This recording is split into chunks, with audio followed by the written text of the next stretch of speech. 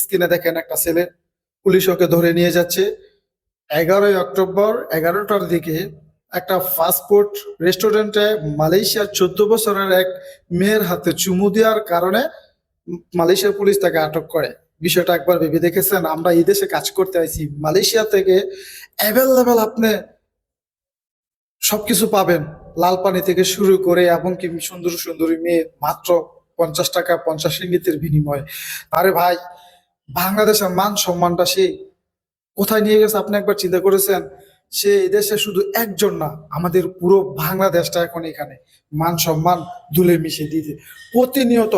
কিছুদিন আগে বড় একটা হেডলাইন ছিল মালয়েশিয়ার সংবাদ মাধ্যমে, সেটা কিনা বাংলাদেশে এক প্রবাসী মেয়ে মালয়েশিয়ার এক প্রবাসীর পুরো সঙ্গে কেটে ফেলে।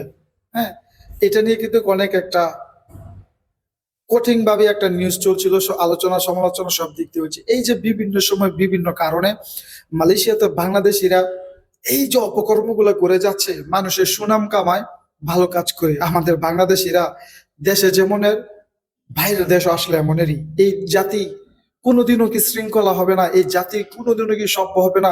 পৃথিবীতে সবচেয়ে নিকৃষ্ট এক জাতি আমার মনে হয় আমার বাংলাদেশের জাতি। তা না হলে প্রতিনিয়ত কেন একের পর এক এই ঘটনাগুলা ঘটতেছে? হ্যাঁ, ওরা ভাবে কি যে মালয়েশিয়াতে পার পেয়ে যাবে, এটা বাংলাদেশ না যে ধর্ষণ করলে এটাকে ছেড়ে দেওয়া হবে। এই তো কিছুদিন আগে 13 বছরের এক কিশোরীকে 3 দিন আটকে রেখে ইসকনের সন্ত্রাসীরা দর্শন করেছে।